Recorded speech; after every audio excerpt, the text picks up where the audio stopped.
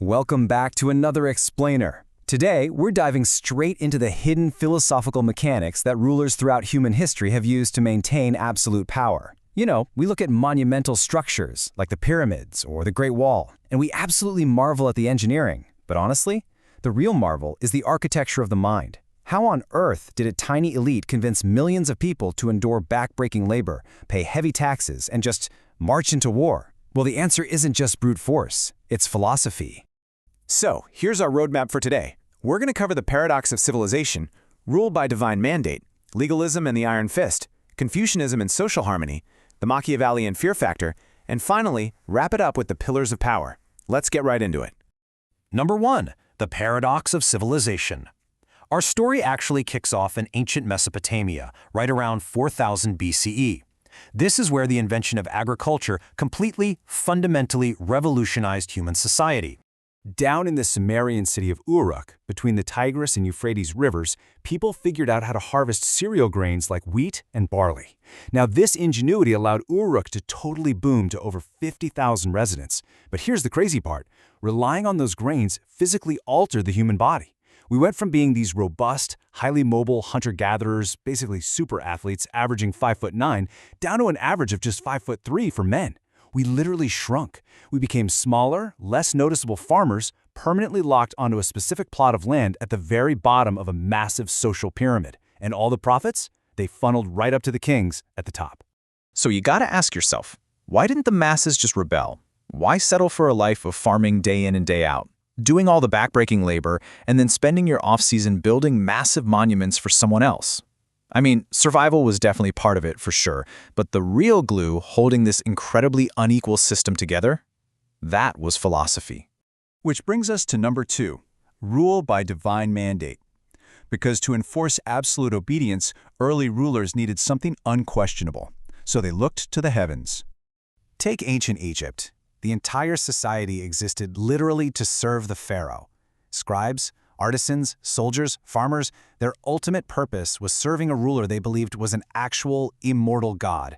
The idea was that even after the pharaoh died, his spirit would just keep ruling in perpetuity from the afterlife, mediating between the gods and the world of men. And let's be real, you don't exactly stage a peasant revolt against the guy who controls your eternal cosmic fate, right? Meanwhile, over in ancient China, the Jun dynasty formalized this idea into the mandate of heaven, but they added a really fascinating twist. It was a conditional contract. Heaven granted the emperor the right to rule based on his virtue. It wasn't just a permanent free pass.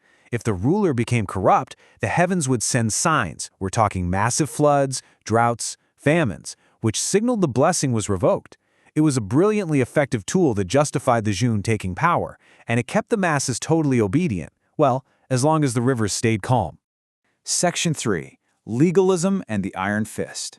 Because what happens when that heavenly mandate is actually lost and society just fractures into absolute chaos?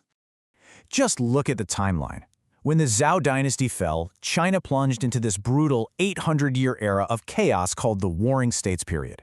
So, by the time the Qin dynasty finally managed to conquer and unify the empire in 221 BCE, they knew the old tricks of appealing to the heavens just weren't going to cut it anymore.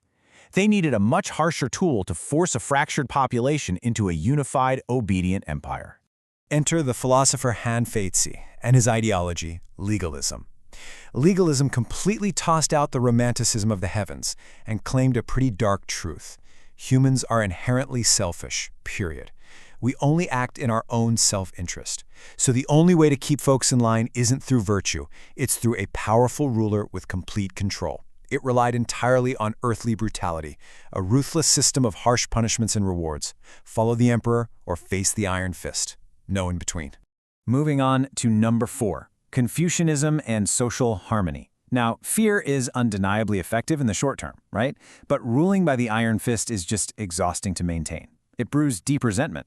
So that leads us to a softer but equally powerful philosophical solution. When the Han dynasty rose from the ashes of the Qin, they embraced Confucius. Confucianism focused heavily on respect, loyalty, and responsibility. At the core of this was Li, the rituals, customs, and manners guiding our behavior.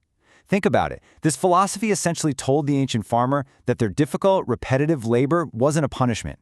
It was their sacred duty in maintaining cosmic order. It gave meaning to a very hard life, structuring everything around mutual obligation rather than sheer terror. It is so interesting to compare these two directly. The Han Dynasty deliberately pivoted away from the terrifying legalism of the Qin. Instead of ruling by the sword and assuming the absolute worst of human nature, they ruled by moderation, virtue, and piety. But make no mistake, the end goal was exactly the same: absolute obedience. They just swapped out the heavy chains of force for a warm, invisible cocoon of willing obedience. Because a population that believes they're fulfilling a cosmic role, way easier to govern than a population that's just terrified. Section 5. The Machiavellian Fear Factor. Now, history is cyclical.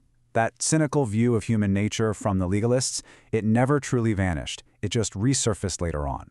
Fast forward to the Italian Renaissance. Right amidst the creation of the Mona Lisa and the statue of David, you have Niccolo Machiavelli penning The Prince. And he echoed the exact same sentiments as those ancient Chinese legalists, completely stripping away the illusion of virtue.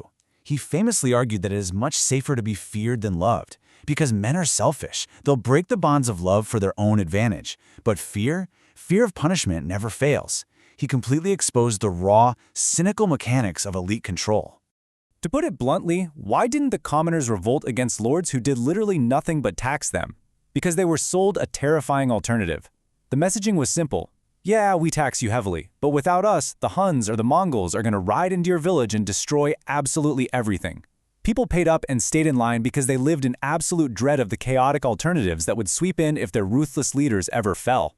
Fear, pointed outward, is an incredibly effective unifier. Which brings us to number 6, the pillars of power. Let's step back for a second. We've seen how empires rise and fall based almost entirely on the ideas holding them together.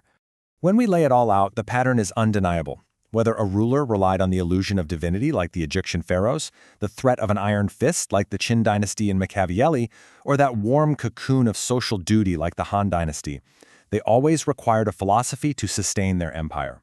Physical walls and standing armies, they can only do so much. True, lasting power means building an architecture of obedience right inside the minds of the people. And that brings us to today.